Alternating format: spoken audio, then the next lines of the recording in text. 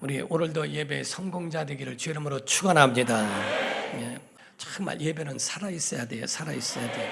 자, 우리 전능하신 하나님, 우리 하나님은 전지하시고 전능하시고 인격을 가지셔서 그래서 우리의 모든 사정을 아시며 우리의 모든 것들을 운행하시며 또 모든 것들을 심판하시기에 합당한 분입니다. 하나님은 모든 창조와 운영과 운행과 그리고 모든 심판 끝까지 알파와 오메가가 되셔서 다 모든 것들을 주관하시는 절대자라고 하는 겁니다. 그러므로 무릇 다른 모든 신들은 다 끝나고 마지막에는 심판을 받아야 할 신들입니다.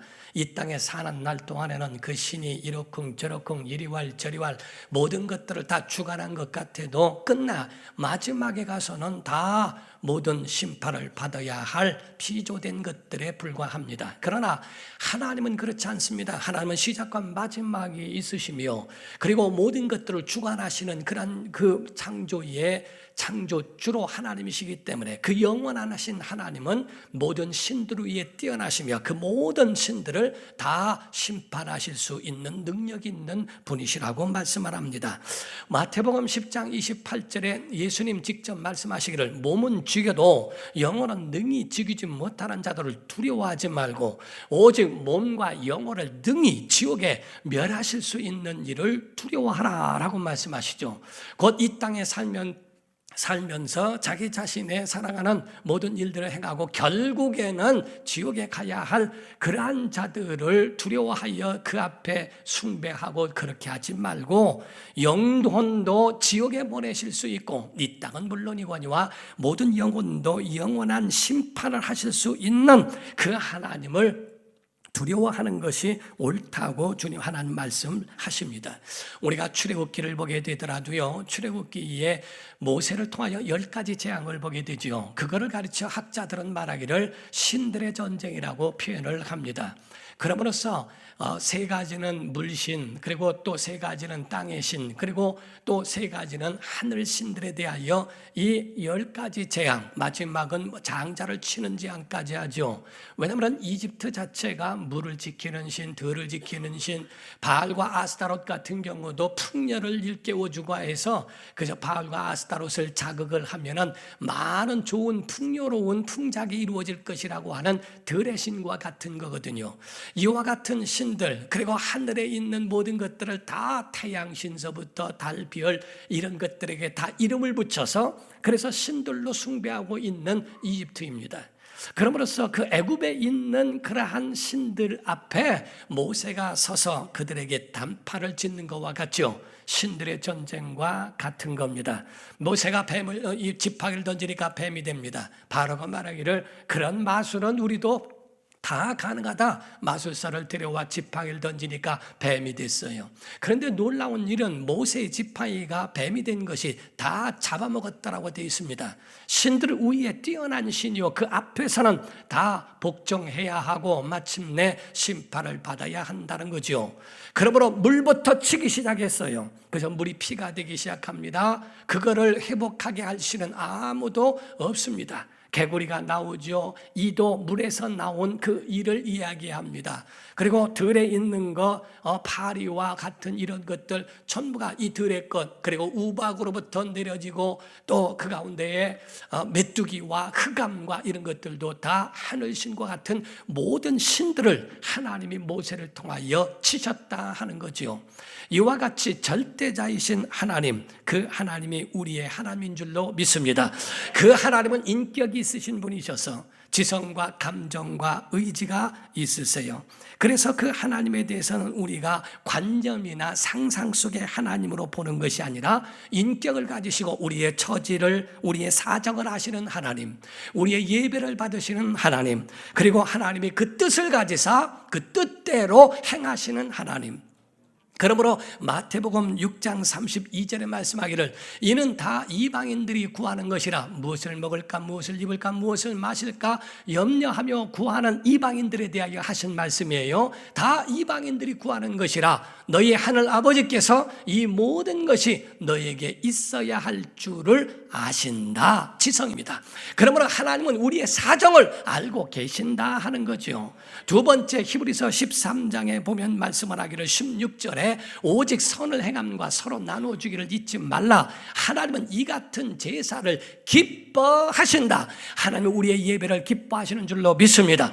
이와 같은 기뻐하신다 감정이 있으신 하나님이요, 하나님은 상상 속에서 우리가 있다면 있고 없다면 없는 관념과 상상의 하나님이 아니라 하나님은 살아계셔서 이와 같이 아시며 기뻐하시는 하나님.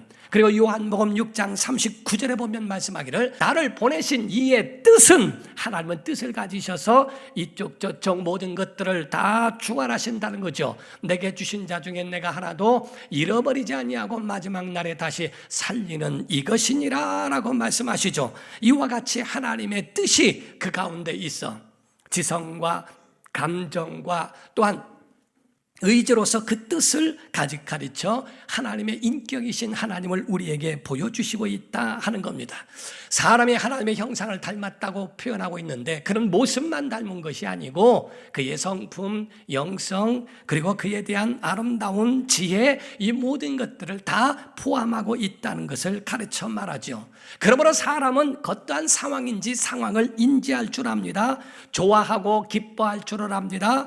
옳고 그름을 판단할 줄 알고 생명과 그렇지 아니한 것들을 선택할 수 있는 그런 의지적인 자유도 하나님께로부터 부여받은 바 되었다 하는 거죠. 그러나 문제는 사람은 한계가 있다는 겁니다. 그래서 사람은 잘 될 것 같아도 그것이 내 마음대로 되지 아니한다고 하는 것을 성장하면서 불가능을 절실히 체험하게 된다 하는 거죠. 어렸을 적에 아빠는 슈퍼맨입니다. 아빠는 모든 것들을 다 할 수 있다고 생각하고 내가 못하는 거 아빠에게만 가져가면 다 해줄 수 있다고 생각을 하는 것이 어릴 적 아빠에 대한 그런 환상이죠. 성장하면서 아버지도 불가능한 것이 있다. 나중에 나이가 들어 노인이 되면은 그 가운데 초라하게만 느껴지는 것이 또 그 자식들의 가지고 있는 자녀들의 마음이기도 하다는 거지요. 사람은 같이 이와 같이처럼 한계라는 것이 있어서 뛰어넘을 수 없는 그런 것이 있죠. 마침내 뭐까지 있는가? 죽음은 이길 수 없다 하는 겁니다. 본인의 마음대로 다 이 세상이 그 뜻대로 됩니까? 그렇지는 않다는 거지요. 사람이 영생하고 싶어도 영생할 만한 능력이 없습니다. 작은 것 하나도 그것 가지고 고민해야 하고 그거를 해결할 만한 그런 능력도 없는 부족한 자라고 하는 것을 깨닫게 됩니다. 그러므로 과연 우리가 복이라고 하는 것이 뭘까? 영생 불사한 것이 복이 아닙니다. 성경이 우리에게 말하고 있는 복이라고 하는 것은 시편 73편 28절에 말씀하기를 하나님께 가까이함이 복인 줄로 믿습니다. 하나님을 가까이함이 내게 복이라. 내가 주 여호와를 나의 피난처로 삼아 주의 모든 행적을 전파리라 라고 말을 했죠. 왜 하나님을 가까이 하는가 라고 하는 거죠. 성경 시편 146편 5절을 보면 야곱의 하나님을 자기의 도움으로 삼으며 여호와 자기 하나님에게 자기의 소망을 두는 자는 복이 있도다라고 되어 있어요. 여러분 평생에 하나님의 도움받으며 살기를 주 이름으로 축원합니다. 하나님을 떠난 것이 얼마나 어리석은지 몰라요. 하나님 없다는 자들은 굉장히 그 가운데에 가지고 있는 잘못된 어리석은 생각이라고 하는 거죠. 성경에 보면 믿음의 선진들을 보게 되면 정말 눈물을 흘린 선진들이 굉장히 많이 있다는 겁니다. 다윗도 눈물을 흘렸고 예레미야도 눈물의 선지자라고 이야기를 했고, 그리고 예수님 또한 이 땅에 공생애를 사시면서 여러 번 눈물을 흘리셨어요.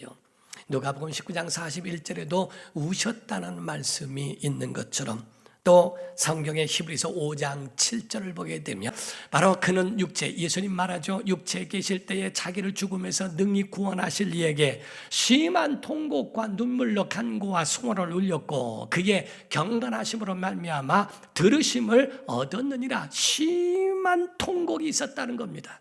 예수님의 생애 가운데도 하나님의 아들이심에도 전능하신 분임에도 불구하고 그 가운데 심한 통곡과 눈물이 있었다라고 성경은 증거하고 있죠. 요한복음 11장 33절에서 35절 이하의 말하기를 예수께서 그가 우는 것과 나사로가 죽어서 우는 것에 대하여 말해요. 또 함께 온 유대인들이 우는 것을 보시고 심령의 비통이 여기시고 불쌍히 여기사 이르시되 그를 어디 두었느냐 이르되 주여 와서 보옵소서 하니 예수께서 눈물을 흘리시더라 라고 되어 있습니다. 바로 하나님의 아들이신 예수님도 이 땅에 계실 때 심한 통곡과 눈물이 있었고, 그리고 나사로의 시체 있는 그 앞에 그 산에 가셔서도 눈물을 흘리시더라라고 하는 주님도 눈물이 있는 감정에 대하여 표현하고 있어요. 우리가 짐승도 눈물이 있는데 짐승은 본능적인 눈물이랍니다. 그래서 짐승들은 이별할 때에 그거를 안 돼요. 그때 눈물을 흘리게 되고 죽음이 임박할 때에 눈물을 흘린답니다. 그래서 개나 소나 이런 것들은 더욱더 정이 있어서 그 헤어질 때는 팔려갈 때나 이럴 때는 눈물을 뚝뚝 떨어뜨리면서 간다는 거지요. 자기의 모든 이별과 죽음을 임박했을 때에 자기에게 닥쳐진 것을 가지고 있는 본능적인 거라 하는 겁니다. 그러나 사람은 그렇지가 않아요. 하나님을 닮은 사람은 속이 상해도, 화가 나도 눈물이 나고, 억울해도 눈물 나고, 괴로워도 눈물 나고, 외로워도 눈물 나고, 그 모든 삶 속에 기뻐도, 심지어는 기뻐도 그 가운데 눈물이 나는 것이 바로 사람이라 하는 거지요. 그러나 성도들에게는 세속적인 눈물보다는 영적인 하나님 앞에서의 눈물이 값지다 하는 겁니다. 오늘날 많은 사람들을, 적잖은 사람들을 저는 대하면서 많은 눈물을 보이는 사람들을 봤습니다. 자기 가정 때문에 울고, 또 자기의 사업 때문에 울고, 자기의 처지 때문에 울고, 자기 자녀 때문에 우는 사람들은 봤어요. 그런데 과연 자기 영혼을 위해서 얼마나 우는가? 어떤 사람은 자기의 처지에 굉장히 힘든데 어떻게 보면은 어떻게 하루 종일 눈물을 흘릴 수 있을까? 같이 저하고 대화 나누는 2시간 내내, 3시간 내내 수도꼭지를 틀어놓은 것처럼 그렇게 울어대는 사람도 보았습니다. 눈물도 한계가 있는데 어떻게 그렇게 계속해서 아침부터 울면서 왔다고 하는데 하루 종일을 저렇게 울 수 있을까? 라고 할 정도로 굉장히 많이 마음이 아픈 적도 있습니다. 그러나 그러한 눈물이 자기의 육체를 위해서는 그런 많은 눈물과 이런 것들인데 영혼을 위해서는 얼마나 울어봤는가? 하나님의 영광을 위하여, 하나님의 이름을 위해서, 영혼을 살리기 위해서, 또는 자기 영혼을 위해서 얼마나 울어봤느냐 하는 겁니다. 영의 눈물, 회개의 눈물, 하나님 앞에서의 눈물은요, 영혼을 살리게 되어 있습니다. 자기 영혼을 새롭게 만들고 깨끗하게 하며 영혼이 살 뿐만 아니라 육체도 살고 삶도 새로워지는 은혜의 역사가 있어요. 과연 누구 앞에서의 눈물이냐 하는 겁니다. 사람을 감동시키기 위하여 흘리는 눈물이기도 하고, 어떤 연기자들은 자기와 처지와 전혀 상관없이 울고자 할 때 눈물을 흘리면서 사람들을 감동시키는 연기도 있다는 거죠. 과연 하나님이 원하시는 그 눈물은 무엇일까? 이런 것도 필요하지만 하나님 앞에서의 진정한 믿음의 회개의 눈물이 얼마나 크고 값진 것일까? 우린 여러분과 저런 신앙은 하나님 앞에서입니다. 눈물도 성공도 하나님 앞에 있기를 주 이름으로 축원합니다. 세상의 성공은 영원한 내세를 보장하지 않습니다. 부자와 나사로를 여러분 보지요. 호화롭게 연락하며 이것저것 다 살아가며 아주 모든 것에 남부럽지 않게 살아갔던 부자라도 죽어서 영혼이 위로받을 수 있습니까? 그가 이 땅에서 많은 사람을 돕고 많은 사람을 초청하여 먹을 것 대접하며 다 호화롭게 살아도 그 영혼이 죽었을 때에 위로를 받았습니까? 그러나 비참한 인생, 인간 말종과 같은 남들이 부러워하지 않는 그러한 인생을 살았던 나사로는 하나님의 긍휼하심을 입더니 그가 죽어 천사들에 받들려 아브람 품에 들어갔다고 성경은 기록하고 있어요. 하나님의 아들로 이 땅에 나타나신 예수님은 얼마나 초라하게 오셨는가? 마구간에서 태어납니다. 가난한 자들과 함께 하십니다. 또 그 가운데에 출세 한번 하신 일도 없고 헤롯이나 이런 사람들과 같이 한 번도 밥 먹은 본 일도 없어요. 제자들은 배신을 하죠. 정말 못났다 하리만큼 십자가에 아무 말 못하고 십자가에 죽으시는 그 모습과 같이 인간이 볼 때는 얼마나 초라하고 인간이 볼 때는 얼마나 실패자입니까? 그러나 성경은 예수 부활하셨고요. 아멘. 예수 승천하셨습니다. 그분 하늘 보좌에 앉으셨어요. 그분은 왕의 왕으로 우리에게 오실 줄로 믿습니다. 바로 예수님은 이 땅에 오실 때에 왕의 모습으로 다시 태어나시는 게 아닙니다. 왕의 모습으로 이 땅을 구원하러 오시니라고 하는 하나님의 언약 약속이 있어요. 우리가 손양원 목사님에 대한 이야기를 합니다.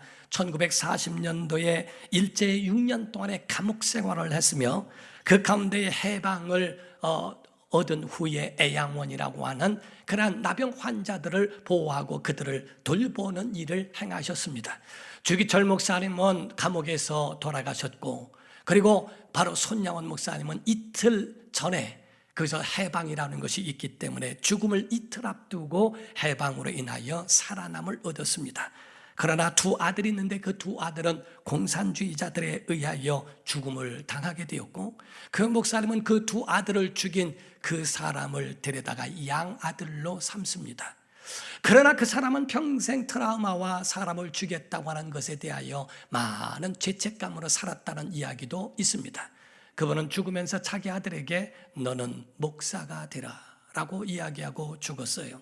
그 유언을 받아들여서 아들이 목사가 되었는데, 나중에 가서야 비로소 그 손양원 목사님의 두 아들을 죽인 그분이 자기 아버지라는 걸 알고 많이 괴로워했다는 이야기도 있습니다.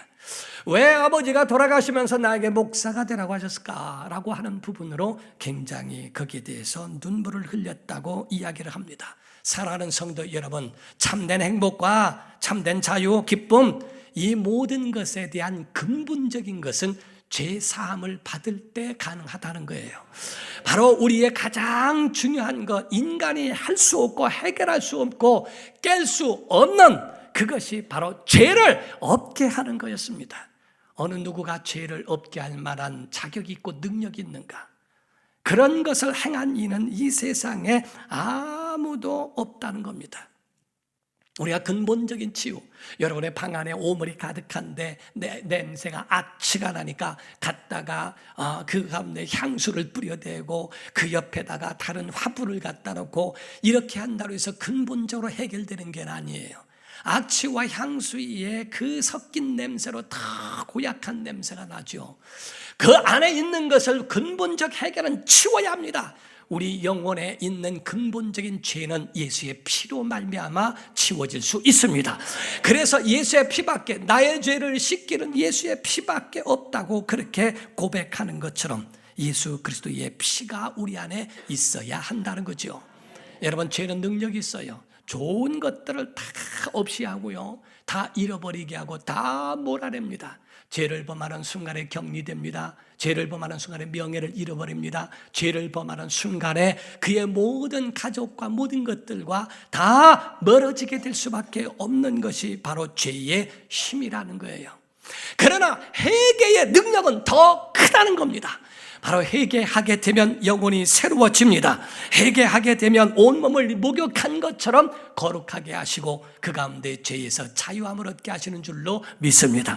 그래서 회개의 역사는 굉장히 큰 거예요. 사도행전 3장 19절에 말씀하기를 말합니다. 그러므로 너희가 회개하고 돌이켜 너희 죄 없이 함을 받으라. 회개하고 죄 없이 함을 받으라는 거예요. 이같이 하면 새롭게 되는 날이 주 앞으로부터 하나님께로부터 우리에게 임할 것이라고 말씀을 합니다. 회개하면 영혼이 삽니다. 회개하면 가정이 삽니다. 회개하면 교회도 살고 지역도 살고 나라와 민족도 살 줄로 믿습니다. 요나의 그 목소리를 듣고 니느웨 성이 짐승에서부터 모두 베옷을 입고 왕까지 회개하더니 하나님이 그 성을 보존케 하시는 역사를 보게 됐죠. 이와 같이 바로 생명을 줄 수 있는 그런 하나님의 마음을 감동시키는 것은 회개요, 눈물이요, 기도인 줄로 믿습니다. 사랑하는 성도 여러분, 기독교는 무소유가 복이 아닙니다. 기독교에는 지경이 넓어지는 게 복이에요. 하나님이 내게 주신 걸 30배, 60배, 100배의 은혜로 채워지는데, 물론 자기를 위하여 쓰는 것은 잘못된 거지요. 하나님의 영광을 위하여, 또 남을 위하여, 우리에게 주신 사명을 위하여 바로 우리는 그것을 사용할 줄도 아는 것도 필요하다는 겁니다. 목회자는 청빈한 생활로서 살아가는 건 목회자 같은 삶을 사는 분들도 있습니다. 목회자가 자기 자신을 위하여 살지 않고 남을 위해서 살겠다고 그렇게 세워놔놓고 자기를 위해서 그렇게 살아가는 모습들을 볼 때는 그것이 여러분들에게 또 세상 사람들에게는 굉장히 실망감을 주지 않을 수 없지만은, 그러나 바로 기독교는 무소유로서 그저 아무것도 없이 청빈하게만 착하게만 살면 되는 것이 아니고, 바로 예수 그리스도 안에 참다운 믿음으로 하나님과 연결되어 있는 믿음을 가지고 있느냐 하는 겁니다. 삶은 나눔에 있어서 받는 기쁨도 있지만 주는 기쁨도 그 안에도 있다고 하는 것을 알며, 이 세상 눈물로만 살아가는 것이 아니라 정말 실리적이고 합당하고 무엇이 옳은가에 대하여 우리가 진단해 볼 필요도 있다는 거죠. 오늘 본문 말씀입니다. 본문에는 히스기야에 대한 왕에 대한 이야기를 말하고 있는데, 이스라엘의 13대 왕이기도 하고 그리고 25살 때에 왕이 됐습니다. 그런 14년 동안의 통치를 할 때에 37장에는 전쟁에서 쳐내려오는 그 산헤립이라고 하는 그 장군에게 거기에 능히 맞서 하나님 앞에 기도함으로써 그 전쟁을 능히 승리로 이끈 장본인이 바로 히스기야라고 하는 사람입니다. 그런데 앞불사 오늘 보는 말씀에는 39세의 나이인데도 그가 병이 들었는데 죽을 병이 들게 되었어요. 하늘이 무너진 것 같은 마음이 그 속에 있습니다. 해결 방법이 무엇일까? 해결 방법은 다른 게 아닙니다. 회개함과 기도였어요. 여러분, 고난이 올 때에 믿음을 지킨다는 거 쉽지 않습니다. 그런데 잘 나갈 때 믿음을 지키는 것도 쉽지 않습니다. 고난이 올 때에 11조 하는 거 쉽지 않습니다. 근데 잘 나갈 때도 11조 안 합니다. 고난이 올 때 주일 성수하는 거 쉽지 않습니다. 그러나 잘 나갈 때 주일 성수하는 것도 쉽지 않습니다. 우리의 믿음을 지켜가며 산다는 것은 쉽지 않지만은 문제 해결점은 누구일까? 우리가 청소년 아이들에게요, 설문조사를 했대요. 너희 가운데에 문제가 생기면 누구에게 제일 먼저 이야기하니?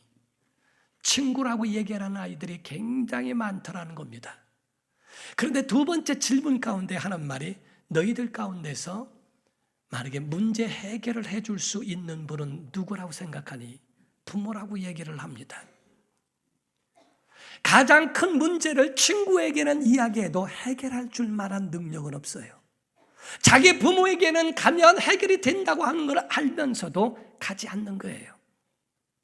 오늘날 모든 문제는 사람에게 말하면 그게 초라해지고 비굴해지고 자존심 상하고 다 하지만은 하나님 앞에 나와야 된다고 하는 걸 알면서도 하나님 앞에 나오지 않는 일들이 굉장히 많이 있습니다.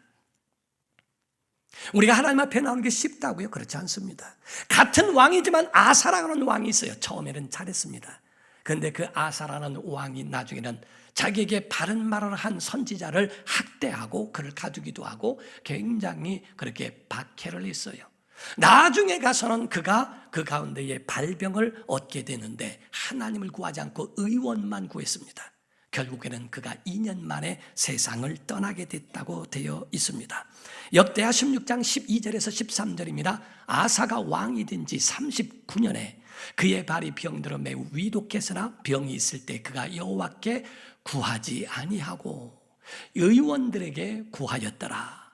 아사가 왕위에 있은 지 41년 후에 죽어 그의 조상들과 함께 누메라고 되어 있어요. 바로 이와 같이 그가 하나님을 구하지 않냐고 의원만 구하고 이런 거 날 거야, 괜찮을 거야, 이럴 수도 있는 거 저럴 수도 있는 거지 등등 이러면서 바로 모든 것들을 끝냅니다. 히스기야가 잘한 거는요, 하나님과 연결했다는 겁니다. 여러분, 우리가 이 땅에서 소통이 필요해요. 소통이. 어떤 목사님이 대구에 가서요, 목회를 하는데 대구에 있는 어떤 집사님이 목사님한테 이거 해주세요, 저거 해주세요 하는데 대답을 안 했더래요. 그래서 왜 대답을 안 하냐니까 목사님 하는 말씀이 대답은 본인이 다 했지 않냐고. 목사님 이렇게 해주면 안 되나 얘까지 다 했다는 거예요.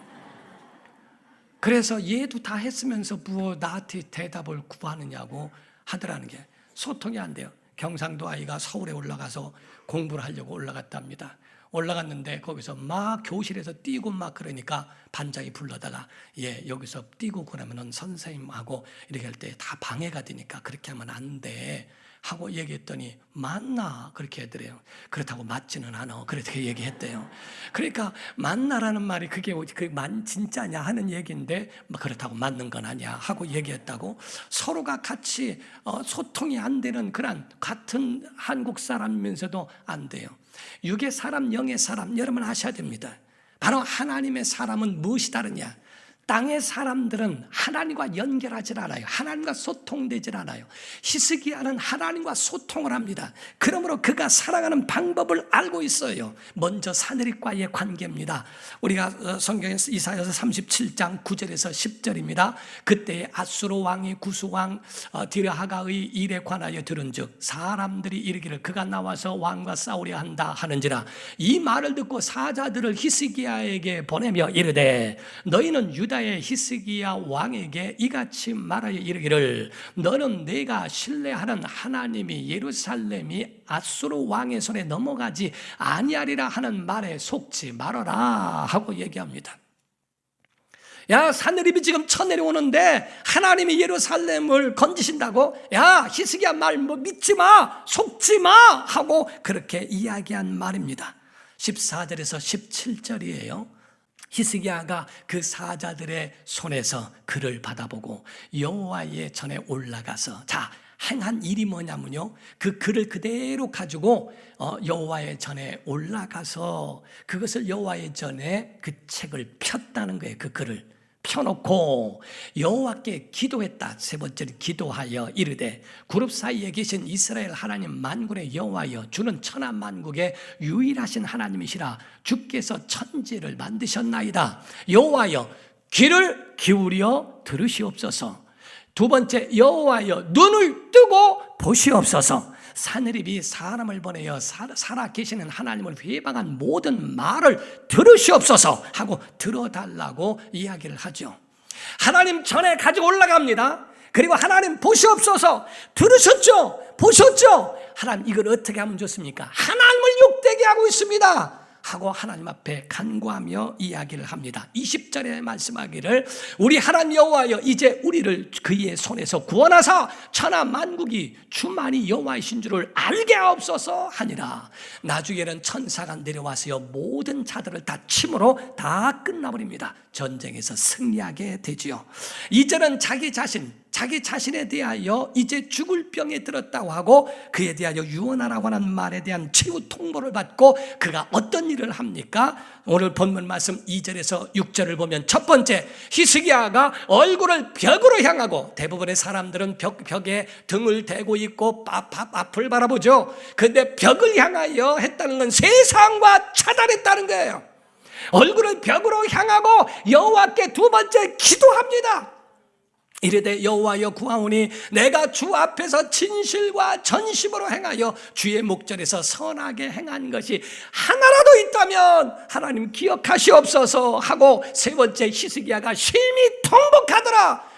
그의 눈물을 흘려 하나님 앞에 구하죠. 이에 여호와의 말씀이 이사야에게 임하여 이르시되 너는 가서 히스기야에게 이르기를 내 조상 다윗의 하나님 여호와께서 이같이 말씀하시기를 내가 내 기도를 들었고 내 눈물을 보았노라. 내가 내 수완에 15년을 더하고 너와 이 성을 아수르 왕의 손에서 건져내겠고 내가 또 이 성을 보호하리라. 사랑하는 성도 여러분, 벽을 향하여 하나님 앞에 기도하며 통곡하는 소리, 나에게 선한 것이 있다면 하나님 그거 연결해 주셔서 그것으로 나를 돌아보실 수 없으실까요?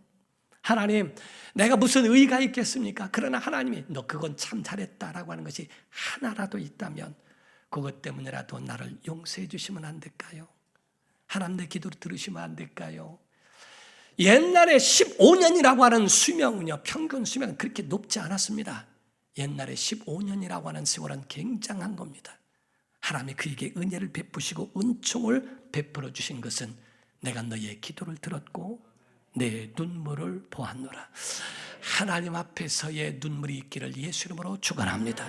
세상에는 그렇게 억울해서 때로하며 그 가운데에 자기의 억울함을 토로하며 눈물을 흘리면서 왜 하나님 앞엔 안 하느냐 하는 겁니다. 이 히스기야의 고백은 다른 게 아닙니다. 내가 왕이지만 진짜 왕은 하나님이십니다. 내가 정말 능력 있고 모든 것을 백성들에게 행할 수 있는 왕이지만 진짜 능력자는 하나님이시며 그리고 진짜 군대는 하늘에 있나이다 하는 겁니다. 우리의 예배가 하나님 앞에 예배가 되기를 주 이름으로 축원합니다. 우리의 눈물이 하나님 앞에, 기도가 하나님 앞에 이루어지기를 예수 이름으로 축원합니다. 기도하겠습니다. 이 시간에 기도할 때 하나님, 우리의 신앙이 하나님 앞에서 행하게 하소서. 찬송을 하도, 노래를 해도, 기도를 해도, 예배를 해도 하나님 앞에서 행할 수 있도록 우리의 믿음을 붙잡아 주옵소서. 간절한 마음으로 다 같이 동성으로 기도하시겠습니다.